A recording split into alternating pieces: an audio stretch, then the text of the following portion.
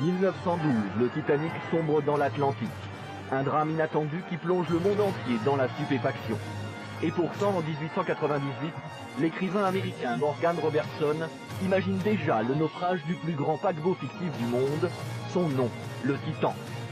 Titan et Titanic, 14 ans les séparent, mais ces deux navires ont pratiquement le même nom et le même destin.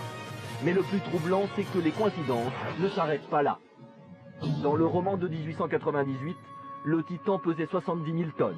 Il mesurait 243 mètres. Inauguré en 1912, le Titanic pesait près de 70 000 tonnes. Il mesurait 268 mètres.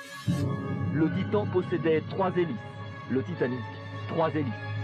Vitesse maximale du Titan, 25 nœuds. Celle du Titanic, 25 nœuds. Nombre de canaux de sauvetage, 24 pour le Titan, 20 pour le Titanic. Le Titan peut accueillir jusqu'à 3000 personnes, le Titanic un maximum de 3300 personnes.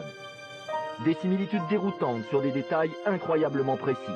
Mais le plus impressionnant, c'est qu'en 1898, le Titan n'est qu'une pure invention littéraire.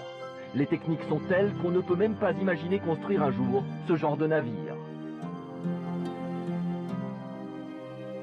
Alors en 1898, la technologie, c'est celle du 19e siècle. Ce genre de navire n'existe pas en 1898. Et pour les constructeurs, ce genre de navire n'existera pas.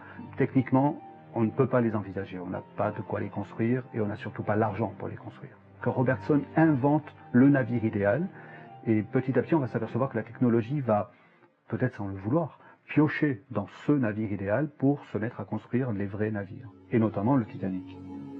Et les coïncidences continuent. Le Titan et le Titanic étaient tous les deux sous pavillon britannique. Ils possédaient la même salle de bal, le même nombre de personnes dans l'orchestre, la même installation téléphonique, une multitude de détails inscrits dans le roman et qui prendront réellement vie une quinzaine d'années plus tard. Mais le parallèle devient vraiment inquiétant quand on évoque le sort terrible que vont connaître ces deux bateaux. Dans le roman de 1898, le Titan coule une nuit d'avril, vers minuit, après avoir percuté un iceberg à tribord. 14 ans plus tard, le Titanic coule une nuit d'avril, à 23h40, après avoir percuté un iceberg à tribord. Dans les deux cas, l'iceberg n'a été repéré qu'au dernier moment, c'est-à-dire une trentaine de secondes avant l'impact. Un détail qui fait un petit peu froid dans le dos, c'est que les deux navires ont fait naufrage malgré leur cloison étanche.